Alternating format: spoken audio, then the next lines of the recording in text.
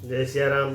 श्री रामचरितमानस अयोध्या कांड। राजा राम राम रट रहे हैं और ऐसे व्याकुल है जैसे कोई पक्षी पंख के बिना बेहाल हो। वे अपने हृदय में मनाते हैं कि सवेरा न हो और कोई जाकर श्री रामचंद्र जी से यह बात न कहे। हे रघुकुल के गुरु बड़ेरे मूल पुरुष सूर्य भगवान, आप अपना उदय न करें। अयोध्या का बेहाल देखकर आपके हृदय में बड़ी पीड़ा होगी। राजा की प्रीति और कैकेयी की निष्ठुरता दोनों को ब्रह्मा ने सीमा तक रच कर बनाया है। अर्थात राजा प्रेम की सीमा है और कैकेयी निष्ठुरता की। विलाप करते करते ही राजा को सवेरा हो गया।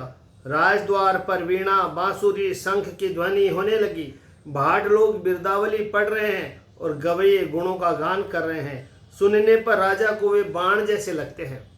राजा के ये सब मंगल साज कैसे नहीं सुहा रहे हैं, जैसे पति के साथ सती होने वाली स्त्री को आभूषण। श्री रामचंद्र जी के दर्शन की लालसा और उत्साह के कारण उस रात्रि में किसी को भी नींद नहीं आई। राजद्वार पर मंत्रियों और सेवकों की भीड़ लगी है। वे सब सूर्य को उदय हुआ देखकर कहते हैं कि ऐसा कौन सा विशेष कारण है कि अवधपति दशरथ जी अभी तक नहीं जागे। राजा नित्य ही रात के पिछले पहर जाग जाया करते हैं, किंतु आज हमें बड़ा आश्चर्य हो रहा है।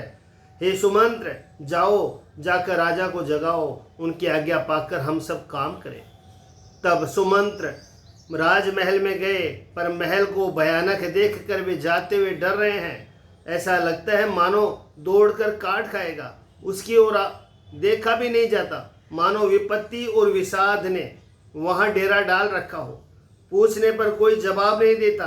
वे उस महल में गए जहां राजा और कैकेयी थे।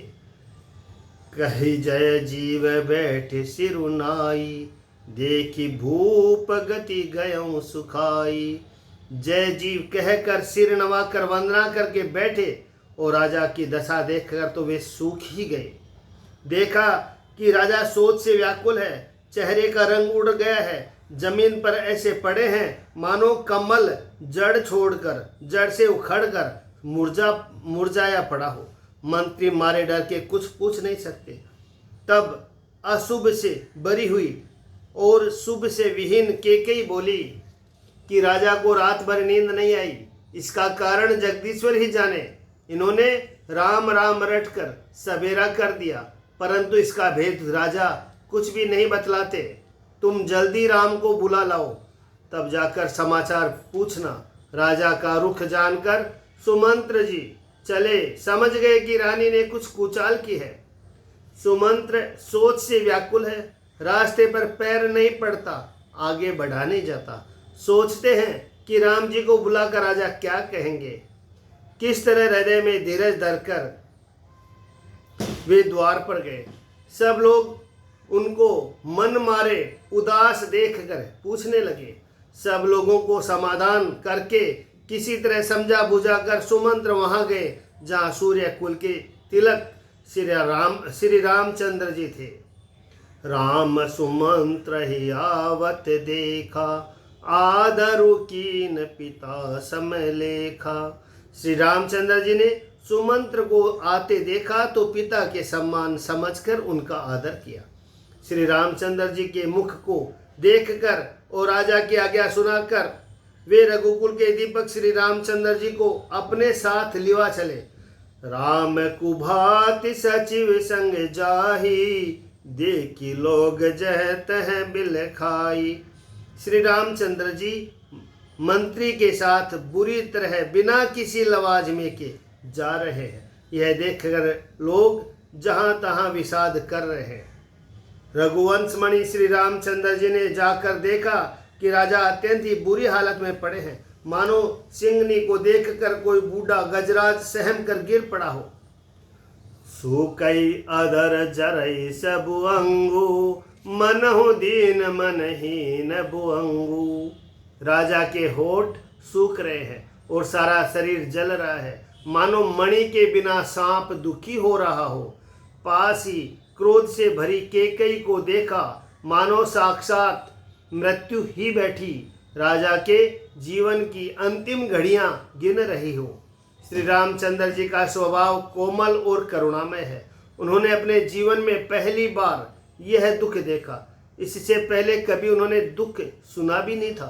तो भी समय का विचार करके हृदय में धीरज धरकर उन्होंने मीठे वचनों से माता कैकेयी से पूछा, हे माता, मुझे पिताजी के दुख का कारण कहो, ताकि जिसे उसका निवारण हो, दुख दूर हो, वह यत्न किया जाए। कैकेयी ने कहा कि सुनो राम सबु कारणेहु, राज ही तुम पर बहुत स्नेहु। हे राम सुनो, सारा कारण यही है कि राजा का तुम पर बहुत स्नेह है। इन्होंने मुझे 2 वरदान देने को कहा था। मुझे जो कुछ अच्छा लगा वही मैंने मांगा। उसे सुनकर राजा के हृदय में सोच हो गया, क्योंकि ये तुम्हारा संकोच नहीं छोड़ सकते।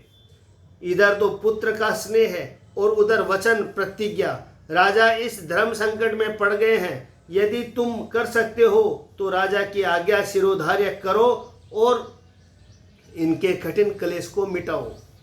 कैकेयी ने बेधड़क बैठी ऐसी कड़वी वाणी कहकर, जिसे सुनकर स्वयं कठोरता भी अत्यंत व्याकुल हो उठी।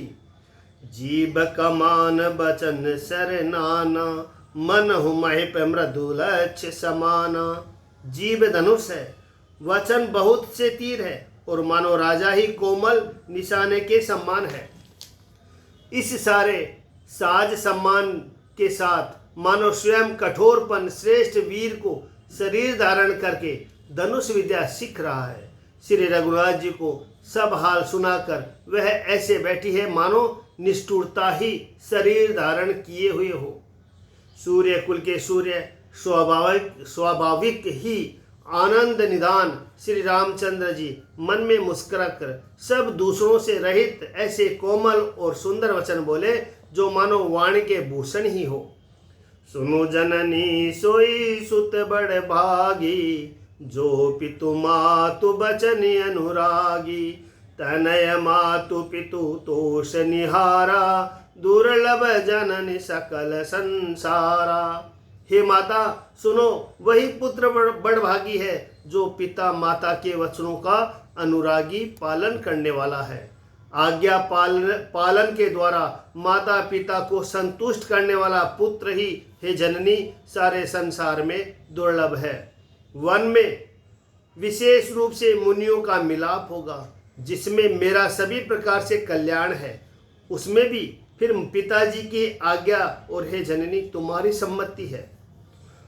भरतु प्राण प्रिय पावहि राजो, विधि सब विधि मोहि सन मुखियाजो। और प्राण प्रिय भरत राज्य पावेंगे। इन सब बातों को देखकर यह प्रतीत होता है कि आज विधाता सब प्रकार से मुझे सम्मुख है, मेरे अनुकूल है।